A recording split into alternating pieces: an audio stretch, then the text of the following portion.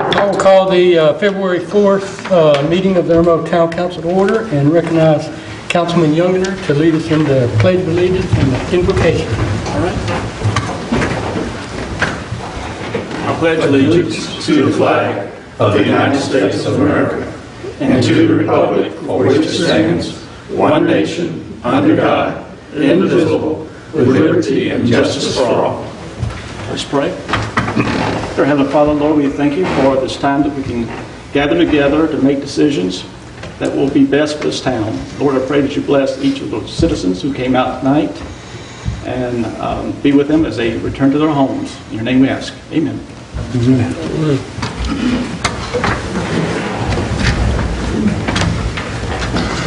Next item on the agenda is the reading of the minutes for January 21st. Is there a motion for approval? So moved. And a second. Second. And any discussion? Seeing none, all in favor of the minutes as they're written, do so with show of hands.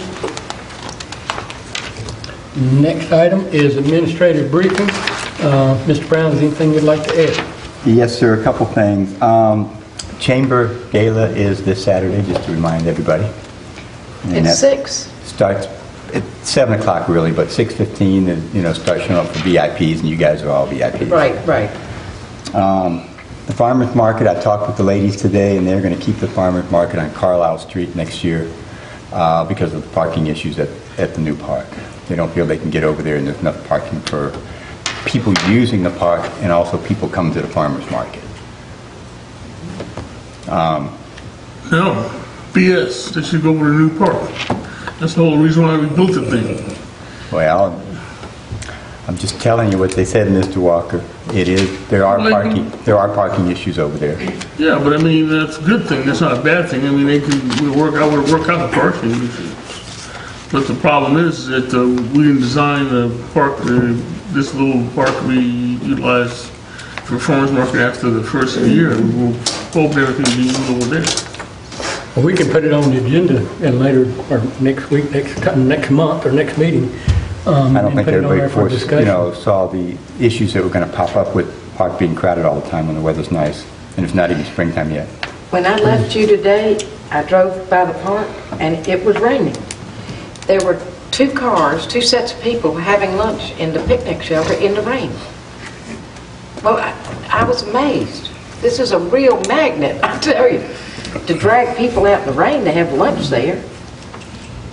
But we can put it on the agenda and then maybe invite them too to come talk to us and let us know what their concerns are and see if we want to override them or since they're running. No, I think that it'd be best to talk to them, don't you? Yeah, get them to come to a meeting. Yeah, talk to them. That's what we want done. And they start in April? Yes, sir. First Saturday in April they start.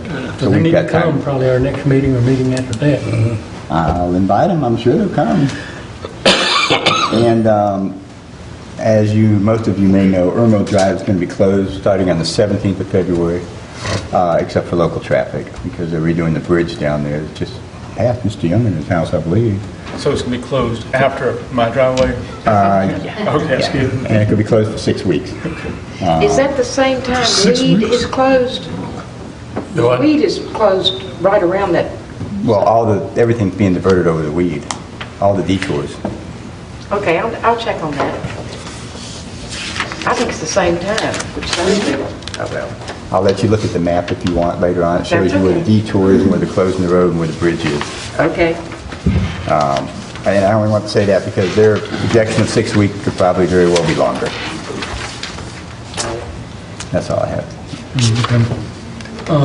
Any other questions of Mr. Brown on the administrative briefing? Being none, next item is for city communications. I got 2 letters I wanted to share with y'all. One of them I think y'all got a copy of, but the other one I wanted to share first. I got a letter from Miriam Atria. I've got that. Okay, you get that? Basically asking us what she asked us before. So are we moving, I want to say, forward on that, or are we getting it worked out with the banners and the use of the park and all that kind of stuff, or? I told her the park would not be a problem. We could reserve it for them on the date that they would request it. We just need to know exactly what date, because she was Okay. talking in a 2-week span right there around 4th of July. And, well, I emailed it back in response to all that. Okay. And also the banners, they're making the banners.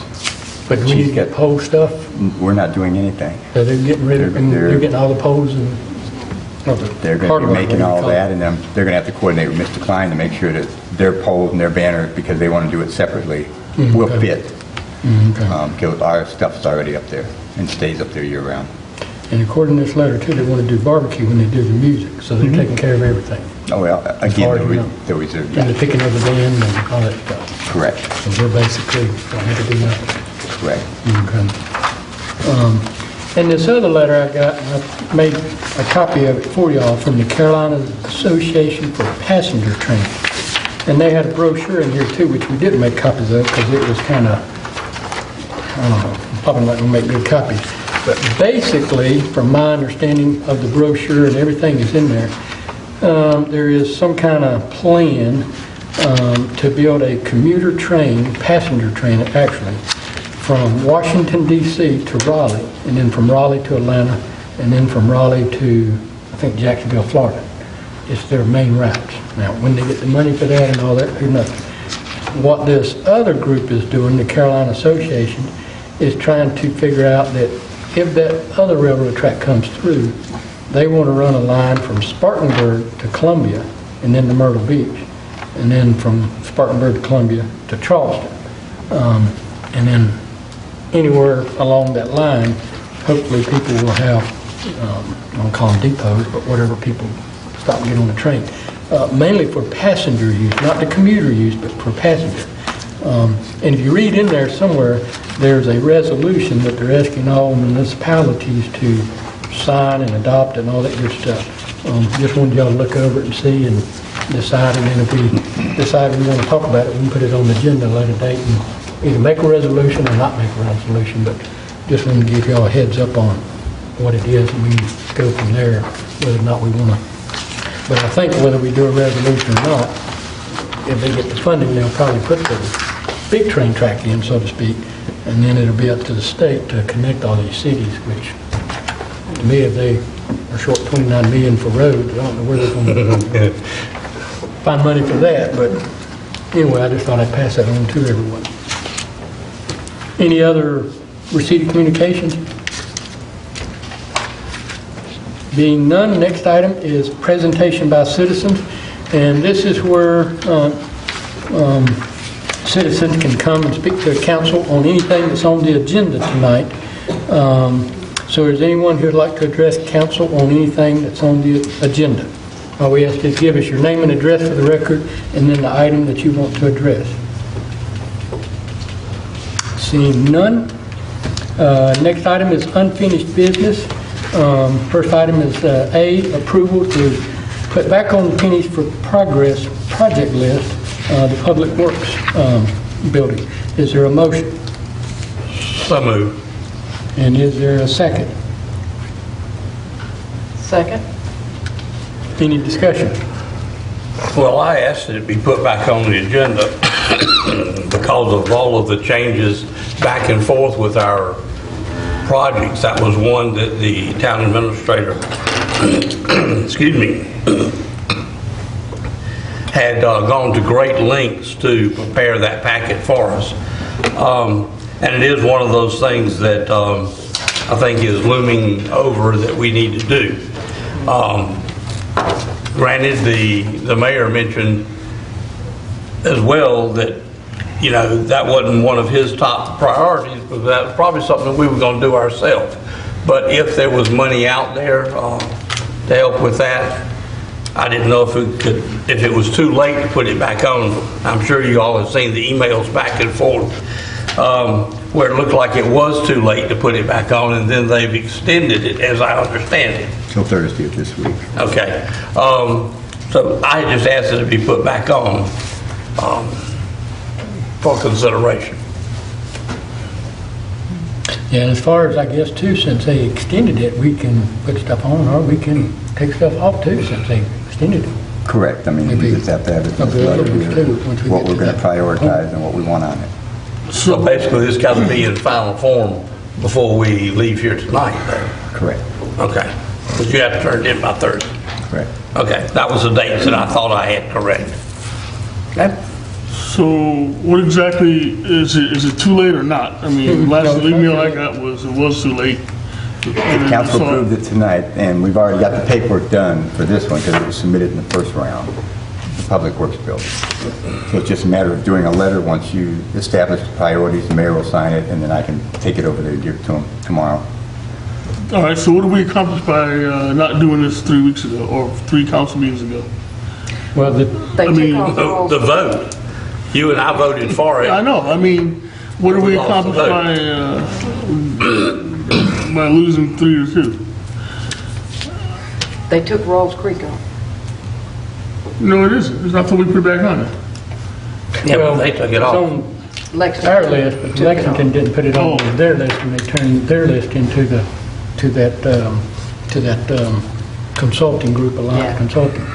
So even if we have that one on our list, they didn't put it on their list, so Yeah. the likelihood it'll get on the last list is probably, I don't know, but Pretty much nil. But the thing right now is, do we want to add this one to the list? And then once we do or don't, then if we do, then we'll prioritize it with the other 3 or whatever. I think it is an important project. It's something that we've talked about for a long time. But it was also on the initial list. Right. And we all agreed that that was a good list until we decided by a vote that we would not put anything on the list. We would not submit anything. That has since changed. And so I was just asking that it be put back for consideration if council approved. And the only thing I would say, if it does, say, get on our list, and then it does get on their list, and then, say, the Lexington County Council approves it, for referendum, and then the people approve it. If, say, if the Public Works Building is prioritized, I don't say 10 years, well, it won't be 10 years because the thing's only 8, but say they put it on there at 5 years down the road or 6 years down the road, and that's when they'll get to it. Are we hurting ourselves if we need it 3 years from now as opposed to waiting to when it gets on their priority? You know what I mean? Because once that group makes the final list, they'll have everything in order, 1, 2, 3, 4, 5, all the way down, and this is the way they got to be done. So if it gets their list, but it's, say, 30th project, and then we decide we want to do it 2 years from now, we'd either have to wait. Or we could vote to go ahead ourselves And do it, and do it. but then, I don't know, I guess they'd just take it off their list, I guess. Oh, yeah, I'm sure they Okay. do.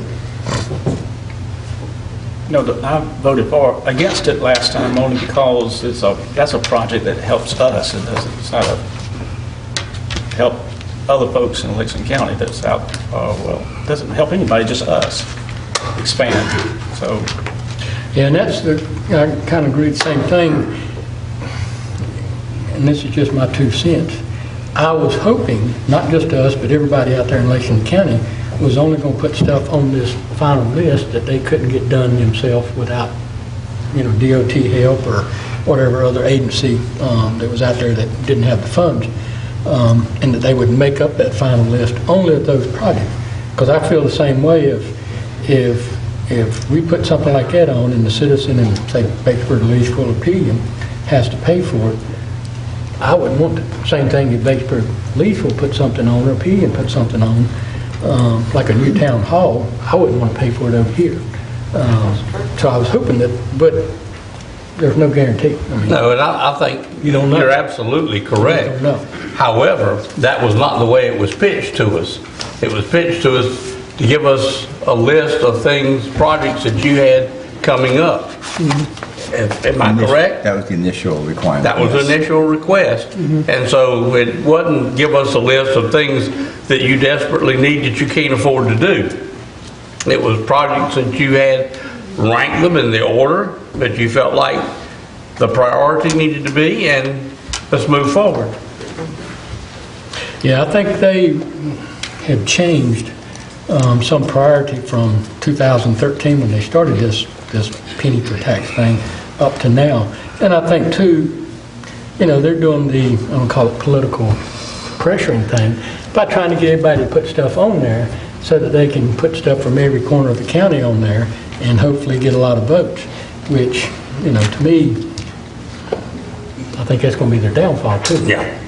Is trying to put too much stuff on there to get too many votes, and then a lot of people just see it for what it is. But we can do whatever. It just, I won't say it just needs 3 votes, but it just needs 3 votes to get on the list, and then we can prioritize it. And it looks like, and I don't know, we may be taking some of the 3 off anyway, so I don't know. It'd be good to have another one on there. Any other discussion? So all in favor then of putting the Public Works building onto the Penny for Progress list, do so, show of hand.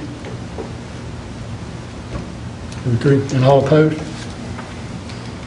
So that one will make it. Now, we just have to prioritize. We can do a couple different things here. Anybody that has a priority in mind can make a motion for that priority with this other one on there as well. Or we can make a motion for, I don't want to say discussion, but we can make a motion just to prioritize. And then we'll just be prioritizing, and then in the discussion of prioritizing them, somebody can say, here's what I want. Well, that will take all night, so I want to make a motion to prioritize. Okay. And the first one is Thames Valley intersection. Okay? The second one is Lake Murray synchronization.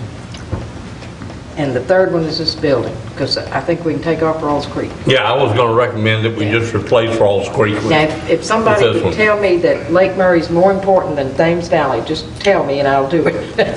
So you got Thames Valley, Lake Murray, and Public Works. Uh-huh. All right, is there a second? I'll second. Any discussion? What did you just say? You don't think if you think Lake Murray's more important? Yeah, it's a Thames Valley toss-up is to me. one. Lake Murray And and then Lake Murray Thames Boulevard is Valley, two. to me personally. But And Public Works if you building think is Lake 3. Murray should be number 1, I can change it. I'll change some. How many cars go up and down Lake Murray? Oh, well, all right. Let me change my motion. Well, we can amend it, but let's stick to what you got right now. Here's the only thing I don't like about Lake Murray Boulevard. About, they originally told us, or told you, or told somebody years ago, that they would put a red light here on Woodrow, and they would synchronize the whole thing. And that's not what they want to do now. That's not what they want to do now. And from my understanding, they want to either block people from turning left off of Correct. Woodrow or going straight. They want to make it a right turn only off Woodrow. And there's a possibility, you said they might put a medium? They were So gonna if put I'm That was coming down, discussed 20 years ago. if I'm coming down Lake Murray Boulevard from the dam or from the interstate, and I want to turn left on Woodrow Street, off of Lake Murray, coming from the dam or whatever, I won't be able to if there's a medium there.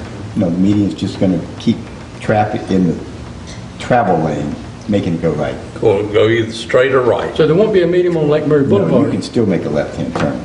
There'll just be one on Woodrow Street that, Right, that way all I the don't know. Woodrow traffic can only make a right. Oh, okay, I see. Okay. so it's just a piece of concrete there that makes you turn Correct. right. That's what they're proposing, I mean. Okay. But you can't go straight across. No, that's what they're Okay. trying to eliminate. Sure, I mean, they can do that, if there's enough distance, they won't be out in Lake Murray by the time, or, I'm not an engineer, I'm not going to go there. because to me, I mean, if you're coming down, say, Lake Murray and you want to turn left on Woodrow to come to Town Hall, or you're coming there and you want to go to Caldwell Banker's place, if they got it out there on the road, then that wouldn't be. How are you going to turn left if there's a median down Woodrow? They just said they were putting a median up, they didn't say down Woodrow or down Lake Murray Boulevard, they said they were going to put one up. So the way So, they but made it sound to me. It won't be one that's like correct. this? It'll just be a straight line? Okay, so you can't, okay. When we widened Lake Murray Boulevard, that was part of the initial plan. I think if you go back and look at some of the old drawings, when we were first discussing widening Lake Murray Boulevard, they were going to put a median from Carlisle all the way up to block Woodrow from going straight across. Right. Which would, in essence, block Woodrow from making a left-hand turn in either direction. So you'd only be able to make a right-hand turn off of Woodrow. It was met with just an uproar from the business community, because what that long median was going to do, was cut off access westbound to the whole shopping center where the chamber was located. Yeah. And there was a CPA in there. The whole thing stays full. So it was cutting them off totally. And not only from westbound coming in, but from people leaving there could only go eastbound. Yeah. So they reluctantly cut that median back. If you notice now, there's a little median in the road right back at Carlisle. But they actually put that down and then chipped it back up. But the one that you're saying, or you're thinking, is that if I'm on Woodrow Street, Yeah, they haven't shown me a diagram or okay, but anything. you're thinking they'll put it here on Woodrow so that I can't go straight or I can't turn left, Right. not out on Lake Murray. Again, But we don't know for I don't sure. know for sure. I was talking to Mr. Sawyer, he's the traffic engineer over there, and he was, yeah, maybe they pulled something out that they had sitting on a shelf somewhere for a long time and decided, well, let's go back to this first option, because they want to put traffic lights at Carlisle Street, so that you can make a left, or, off of Carlisle or Lake Murray to go back around. You have to go all the way back down Carlisle, come up mostly by Coldwell Banker, and then you're back on Woodrow. Or the other way, you have to come up by Town Hall. So this They is just for didn't want- safety, is that right? Safety. Safety, they want to Because I know put right another now, light next to the you railroad are taking track. like you're in. That's it. Yeah. That's when you dart. So I think, The thing I can't understand though is like if you go to Thames Valley in Woodrow, there's a red light on both sides there. And I know it's not the same amount of lanes and all that kind of stuff, but I would think if they can put one on both sides of the railroad track there, surely somewhere in South Carolina, there's a railroad track with two lights on both sides. I don't know. I don't know. To me, that one, I don't know. But and the synchronization, I was at that Thames Valley yesterday. Not one car was doing anything, we're all stopped. And it took forever for the light to change for someone to go. Well, that's why it's important to me, For because I've synchronization. sat through that light, yeah. Because you couldn't turn either way. Yeah. Huh? No, you don't run it. You're sitting there because you're coming from the post office going to town hall. And if somebody wants to turn, there's nothing you can do. You can pull into Lizard's Thicket. But it's a traffic pileup. I've sat there a while. The traffic's going to increase tremendously when the hospital's finished. Well, all that of and these there's are. only 2 exits really out of Friars Gate that, that's one of them. So, do we want to vote or do we want to amend it? I'm ready. Who seconded that motion? Harvey. Harvey? I did. Okay. So it's for Thames Valley. No, we were going to amend it now. Well, if you want to, yeah, whatever y'all want to do. You want to vote on it, then amend it? No, you'd have to amend it first. Amend it first. Okay. I want to amend the motion that Harvey seconded. So now you're going to go, what? Lake Murray Boulevard, Thames Valley, Witt's Building. Okay. Is there a second? To simplify things, would it be easier if I withdrew my motion to second and you withdrew your initial motion and just make this as the final motion? It don't matter either way. Either way. Either way, okay. Okay, we'll leave it. Proceed. Do you want to, we got a second? I'll second. Now, any discussion? We ready to vote? All in favor then of the amended to Lake Murray first, Thames Valley second, and the Public Works Building third, do so with show of hands. And then, that's the amended, and now back to the agenda, or to the original. All in favor then of the priority being Lake Murray, Thames Valley, and Public Works. All in favor? Now, I want to make another priority. Oh, we already through. Go ahead. All right, so that's done. Now, next item is the approval for additional parking in the community parks with an estimate of $105,160. Is there a motion for approval? So moved. And we can discuss, If it gets a second. is there a second? Second. Okay, any discussion? Well, I think just from going back in the last few meetings, we've all experienced the use of the park that was never going to be used, that there's no parking. We do have quite a bit of parking there, but now, I mean, and the weather's not even real good. You go over during the week, and especially on the weekend, people are coming in, leaving because there's no place to park. And we do have in the design, there was an area that we could increase parking.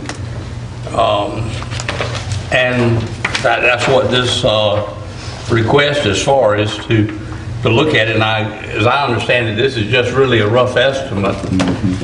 And that we would probably need to have an engineer look at it, and because we'd have to have plans drawn. You got to have survey and all. I think we definitely need to look at additional parking. One thing I had asked Bob about the other day, that if we didn't want to, say, asphalt, pave it right now, how much would it be if we basically did grout, or something? Crush and run? Yeah, something like that. And that might be an alternative as well.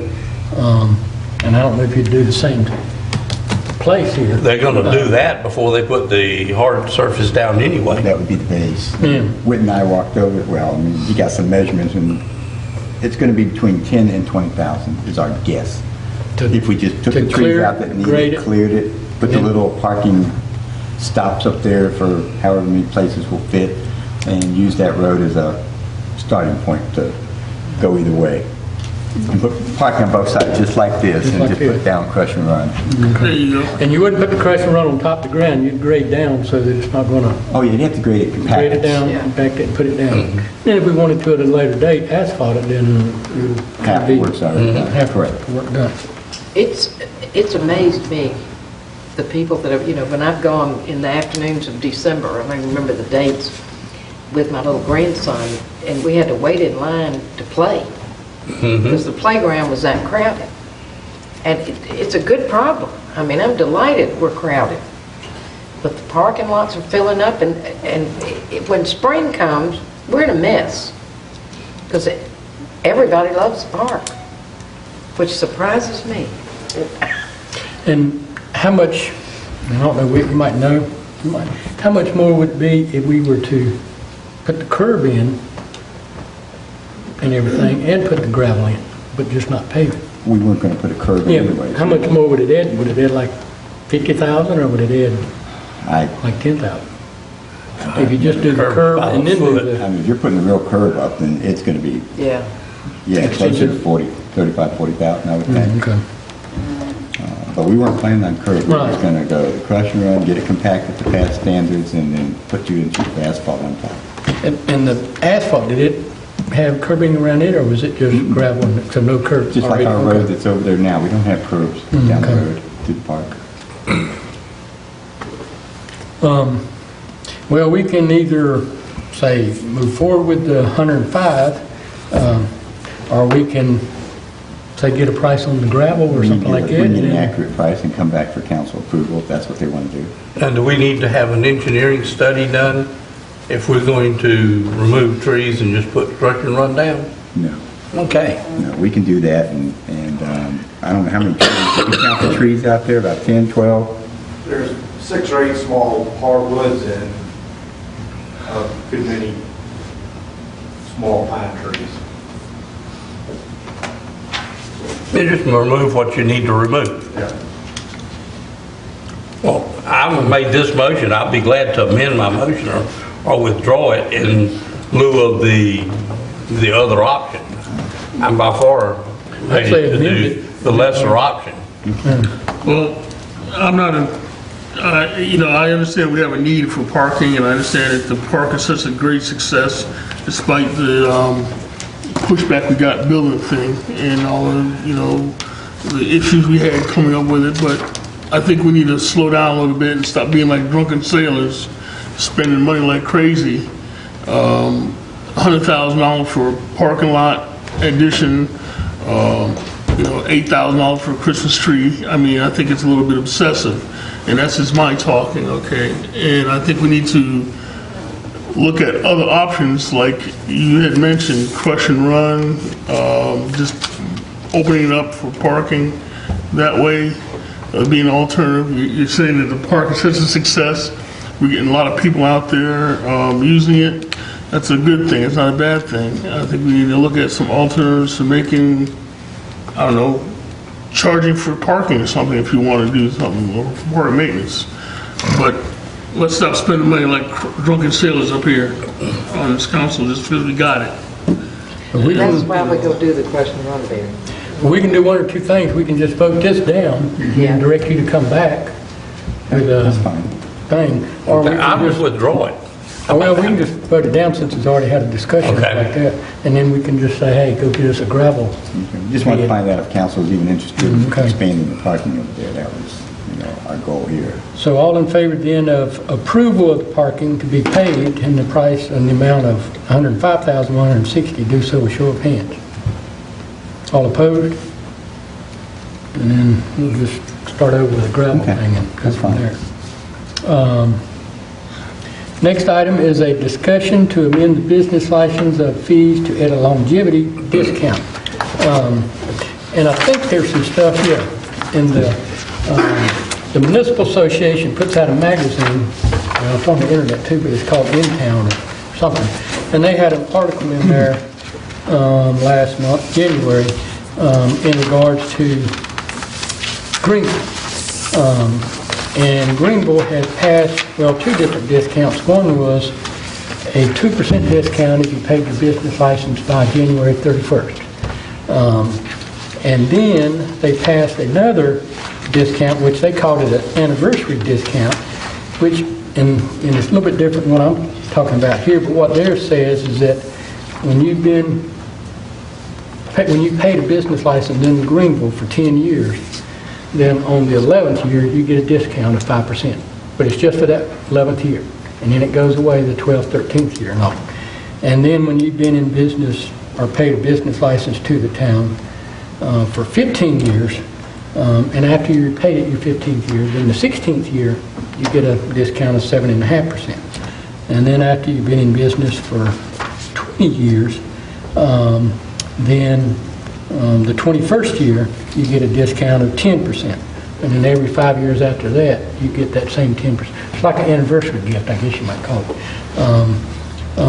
Which made me think, and I came up with something a little bit different, and I think Bob's put some stuff in our package too from Brenda Kaiser, which I'm going to talk to her tomorrow because I disagree. See her and Jeff Shacker, because he didn't agree with it either.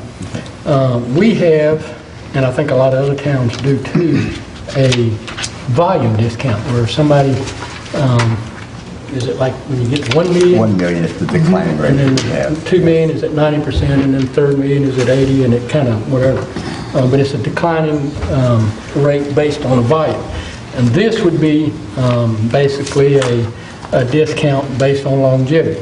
If somebody's been in business 10 years, then on the 11th year, and the 12th, 13th, 14th, and 15th, they would get a 5% discount. After everything's calculated, then at the bottom of the thing, you just take a 5% off. And then at the end of, well then after you've been in business 15 years, your 15th, 16th, 17th, 18th, whatever, you'd get 7.5. And then when you've been in business 20 years, or not necessarily been in business, but paid a business license for 20 years, then you'd get a 10% discount, and then that would stay in effect forever.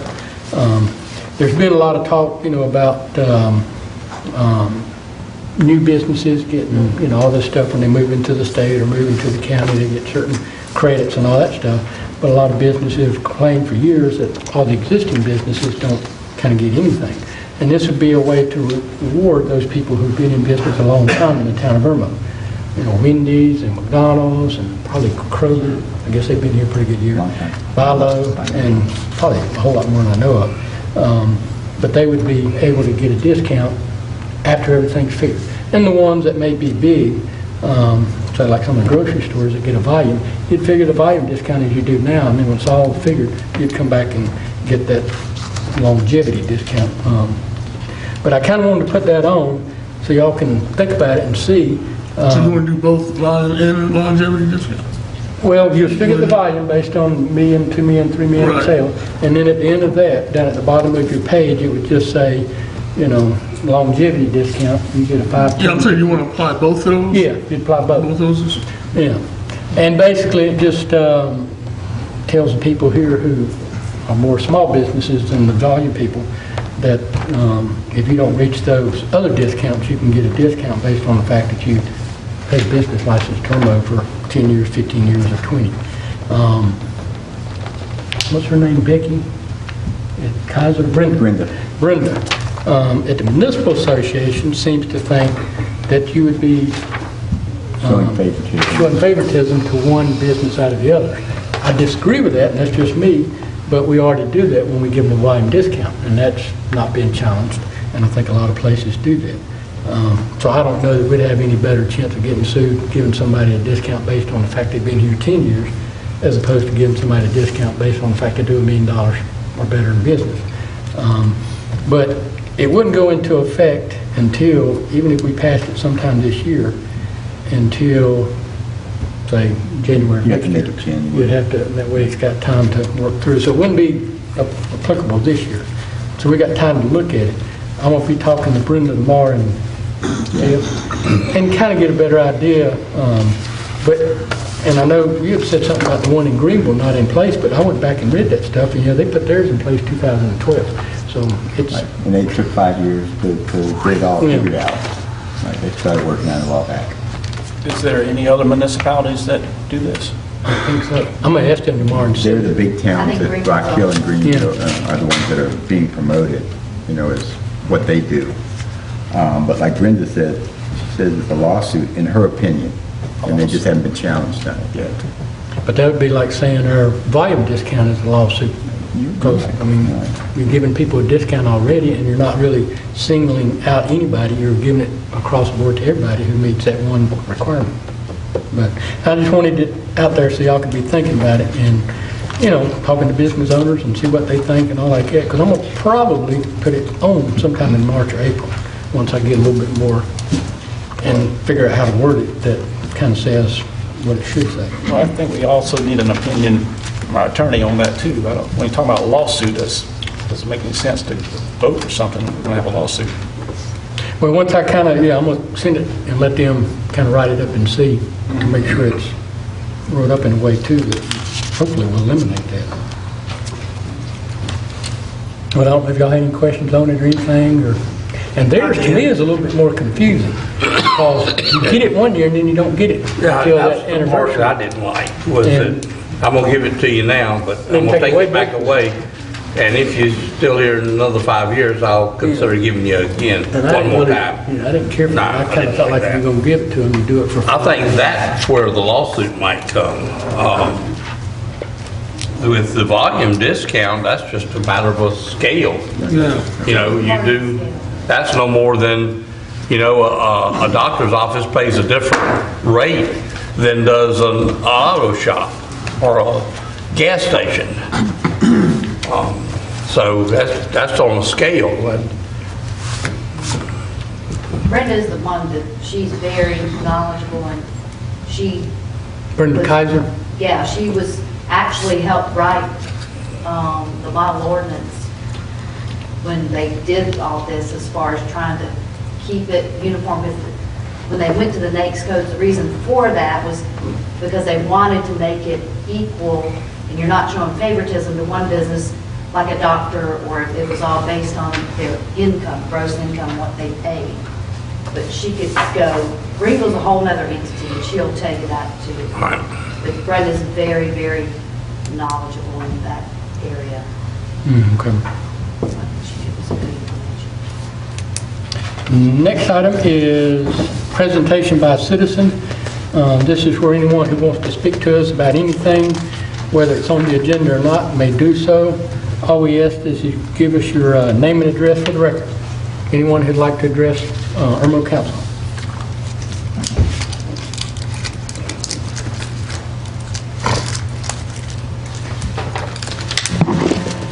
It's me again, Julius Waits, 124 Bolters Lock Road in Irmo in Old Friars Gate.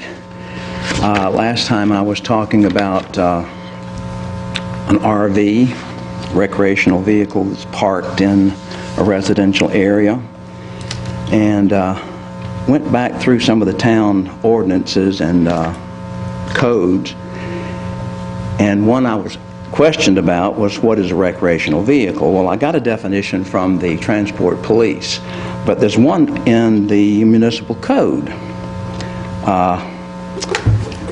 Structure, as defined by the standard building code: travel trailer or recreational vehicle, a structure that is intended to be transported over the streets and highways, parentheses, either as a motor vehicle, meaning under its own power, or attached to or hauled by a motor vehicle, and is designed for temporary use as sleeping quarters, but does not satisfy one or more of the definitional criteria of a mobile or manufactured home or modular unit. So that's an RV. Motor home, whatever you wish to call it. Now, we have a section in our municipal code that says no recreational vehicle or boat shall be parked or stored in any required front or side yard setback area or within 3 feet of a property line in a residential district. Well, our code is very nebulous as far as what it defines as a driveway, and does it negate the setback? So if you have a driveway and you park a recreational vehicle in this driveway, but you're in the setback area, there's nothing in our code that says you can or cannot do that in a driveway.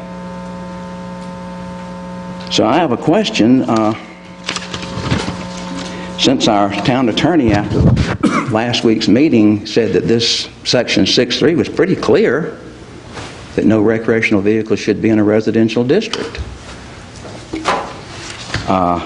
We have in the town of Irmo a setback that was defined for me by Miss Lovelace that is 15 feet. But it's 15 feet from the right-of-way.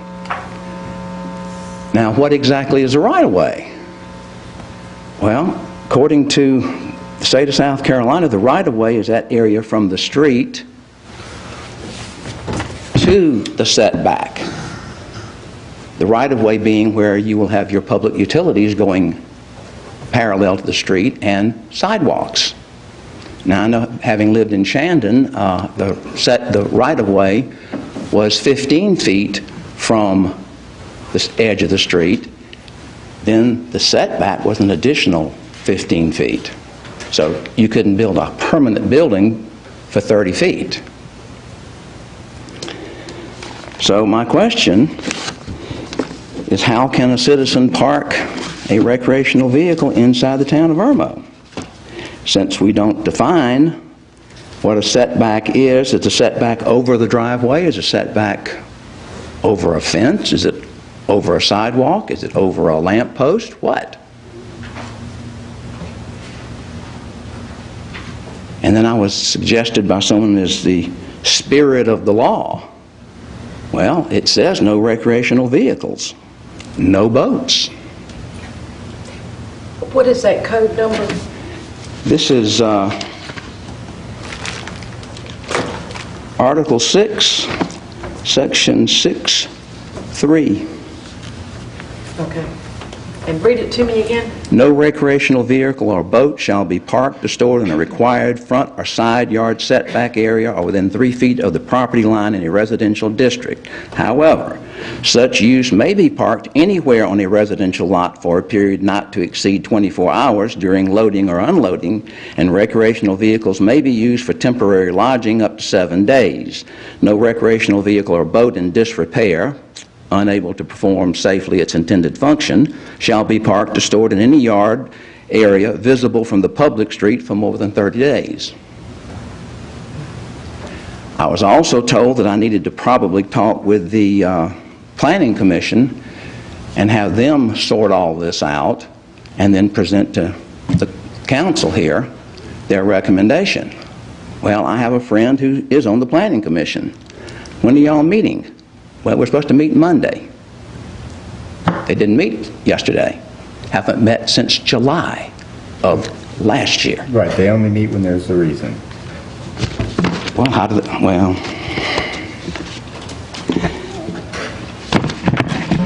do you get the planning commission to meet then? Can a citizen ask them to meet, or does it have to come from council, or No. how? You're welcome to come give us a letter and say you want to, with whatever your subject is, and, address the planning commission. But most of the time, they're not going to meet unless it's an ordinance change or something that's requested by council. And again, I question this thing about automobiles parking in yards. There's one in our neighborhood that looks like a parking lot. Besides, he has a recreational vehicle in his driveway as well.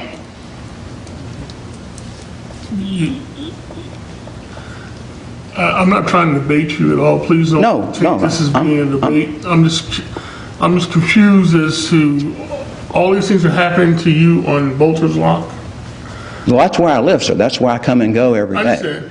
But I mean, I live at Archer's Court, and my neighbor has a RV. He goes out and camping, and he brings his RV back, and he pulls it in his driveway, and he does exactly what the ordinance says. He'll unload it, he'll load it up, he'll clean it out. It may be there for a couple of days or whatever, but he has a big RV and a big truck he pulls it with. I don't see that being an issue for me of him, using his, Harvesting. yeah, well, but I'm in Harbison, but he's in Bolter's Lock over in Friargate. I don't see that being a big issue that I would go to council and say constantly that this guy is violating the spirit of the law because he's bringing his RV on the property to unload it. I have don't no understand. problem if it were parked in the backyard, sir. In fact, it was parked in the backyard for a while, but it was a comedy of errors coming out of the backyard, running over the landscape timbers that keep the crush and run from coming over onto my property, which it is anyway. It is now anyway. But it's 36 feet long and at least 12 feet high. And when you walk out your door, it's there. When you turn the corner at the end of the block, that's what you see. When you try to back out your driveway when it's only 8 feet off the road, it's kind of hard to back out your driveway and not get creamed by somebody when there are other cars parked on the side of the road that are coming down the street at the same time. So you say your neighbor, or whoever this person is. The neighbor, if you'd like me to take the gloves off, my neighbor is Councilman Hoots. Okay, so I don't know who you're talking about, so I didn't know. That's fine. So you have a problem with him parking his RV in his driveway? And It's parked in the recently constructed driveway. okay. And you don't thought that maybe you talk to him and say, hey, Well, he didn't talk to me about what he was going to do. I was told by another neighbor that Harvey's got an RV. He's going to park it between the two houses. And I said, well, he can't do that. That's not legal. And then 3 or 4 days later, this construction group shows up with their bulldozer to dig this driveway. And I said, whoa, do you know where the property line is? Well, no. So I showed him where the property line was, because when I bought my house, I had to have the property surveyed. Post in the ground on one end of my yard, and my property runs 105 feet across the front, 100 feet across the back, so my property line swings a little bit to the right as you're standing in the yard to Mr. Hoot's side of the yard. And this guy was going to just go straight into what was my property and then come back into Mr. Hoot's property. And I clued him in real quick. I said, these crepe myrtle I'm planting are 18 inches inside the property line, just like on the other side of my property that I did when I first moved there. But my neighbor said, on the other side, has since sold the house, said, you can move those over a little bit more. I said, no, I've always been told you don't plant anything on the line, and you usually give yourself enough room that you can prune or cut or whatever, and if the neighbor, if it encroaches on the neighbor, they have, by right, they can trim and cut it on the line. And I did find out something that it was a little funny when I was found the back marker on the opposite side. The town of Irmo put its magnolia trees in my neighbor's backyard because they're inside the property line. But he said he's not going to worry about that. So, people just don't seem to be worried about where they put things and how it impacts other people sometimes. And I have a neighbor that's directly across the street who is diagonally between this RV and Mr. Hoot's RV, and he said he didn't know he was moving into a trailer park. A trailer park? That's what he said. Because you got a $100,000 RV in it? It's not. I'm sorry, the RV in your neighborhood, does it stay there? Well, no, I mean, he comes in, he unloads it, he goes camping, and But that's he pulls it to a harvesting, little right? place. Yeah. Okay. He Well, pulls no, it I to think a ours storage said the same thing. You can pull it in and unload. You can pull it in anywhere on your property and unload it For 24 hours. But the ordinance says it cannot be parked or stored in the required front or side yard setback area or within 3 feet of the property line in a residential district. But it makes no mention in this section if that covers the setback, like if the driveway 3 feet inside the property or what. Now, the Richland County has an ordinance that says you can't have but one driveway on a residential lot unless you have egress to more than one street. I didn't know that.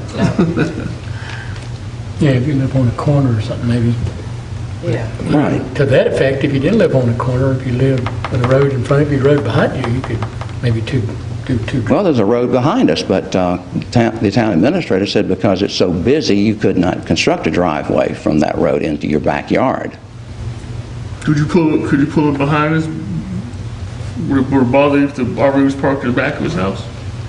I don't care if it's parked in the back. I mean, it's not a beautiful thing to see, but I spend more time going in and out of the front of my house than I do going in and out the back of my house. Okay. And I'm more concerned about backing out my driveway and not getting hit by somebody that comes flying down the street on a motorcycle, which we have occasionally, or an unlicensed golf cart. That's what I'm asking. If it was parked in the back of his house, you wouldn't see it, right? No, you wouldn't see it unless you were in the backyard. Yeah, that wouldn't bother you then. No, Okay. but it's difficult to get it in the backyard because of the way that the driveway is constructed. It had to come in at an angle to avoid Mid-Carolina's lamppost, which gets tagged every once in a while. He's tagged.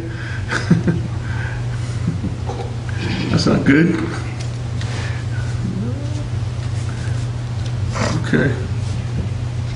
But I would just like some clarification, and if I need to go to the Planning Commission to get them to straighten this mess out or whatever, in the spirit of the law.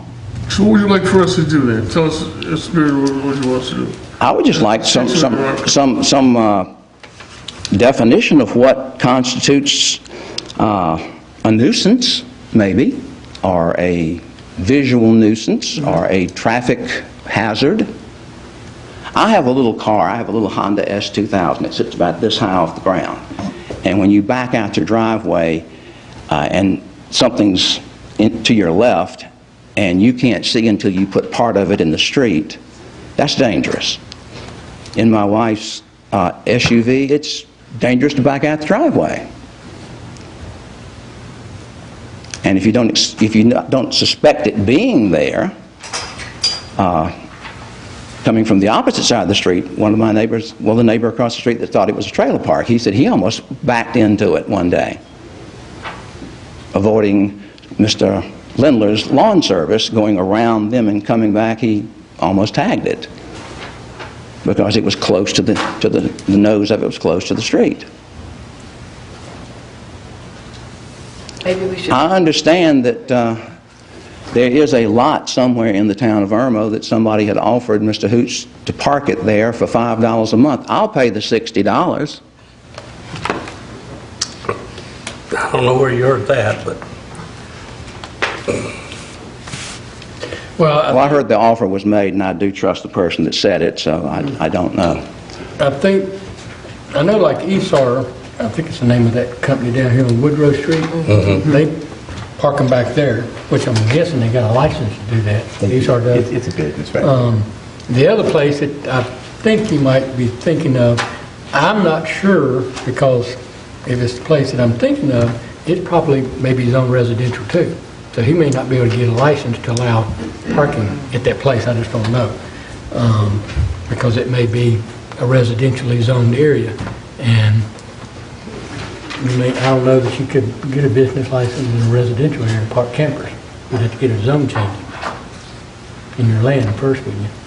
But, I mean, I don't know what the answer is. All I can say is, you know, we can either change our ordinance to disallow that, and, you know, council would have to put that on the agenda, change the ordinance, send it to public, send it to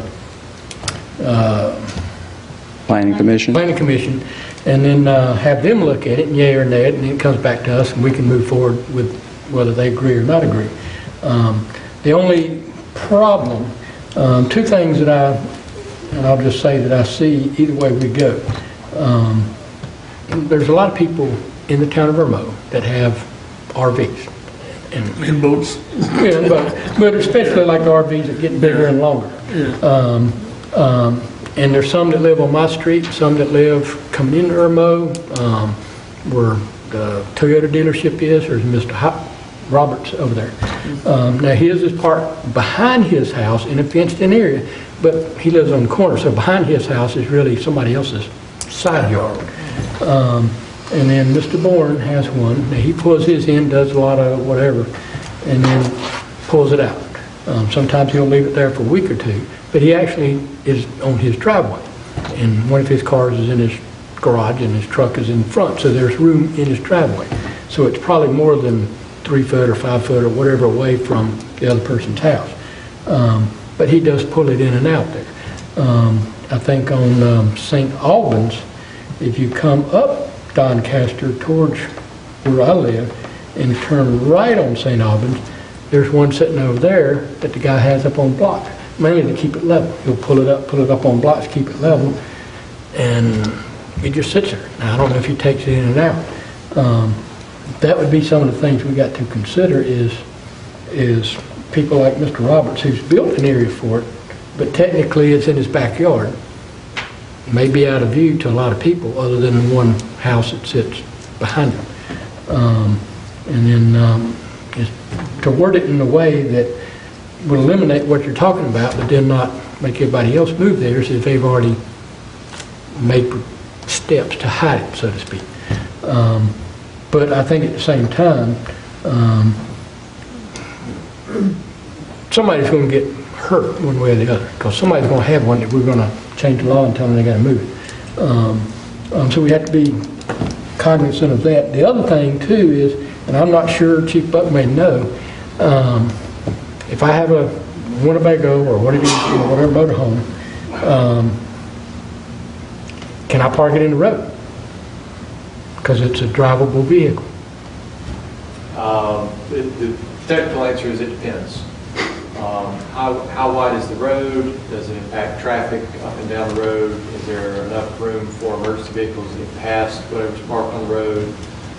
Is it parked close enough to an intersection that people in an intersecting road can't see oncoming traffic coming off the other road that has the big vehicle parked on it? There's no quick and easy answer to So we parking on the road. force people to get them out of their yard, so to speak.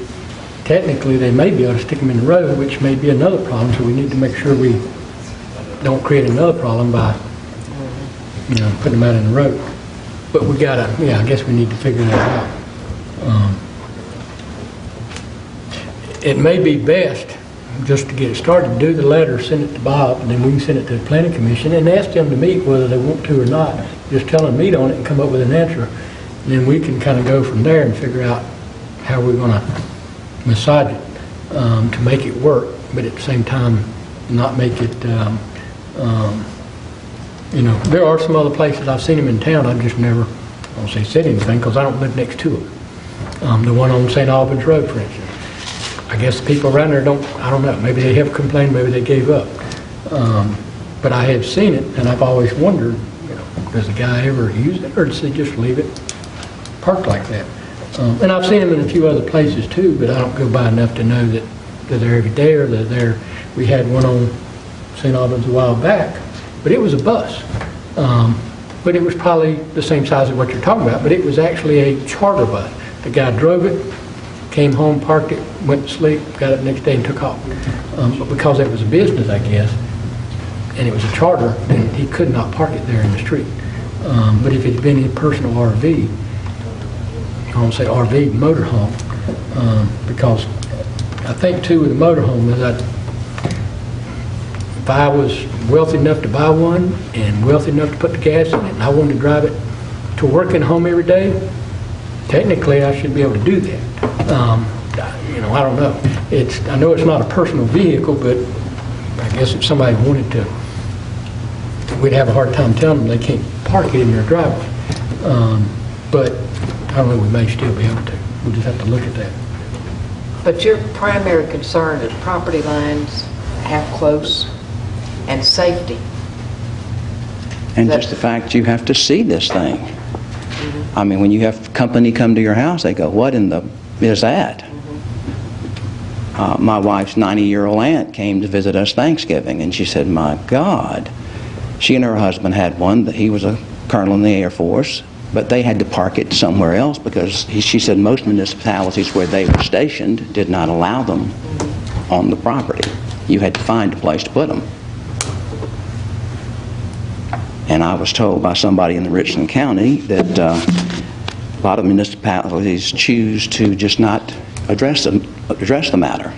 Just put it under the rug until something happens. You know, maybe it'll go away. But I'm concerned that if one day I decide to sell my house, they're going to say, well, my gosh.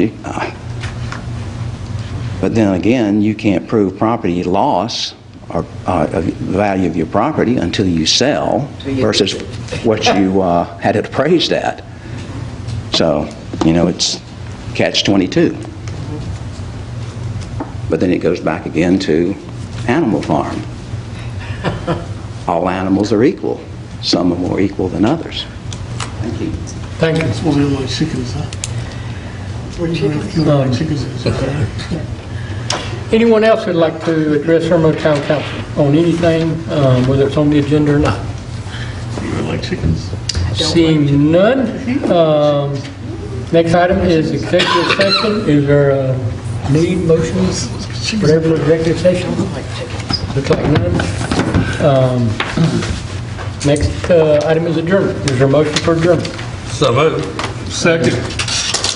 All in favor? We're adjourned.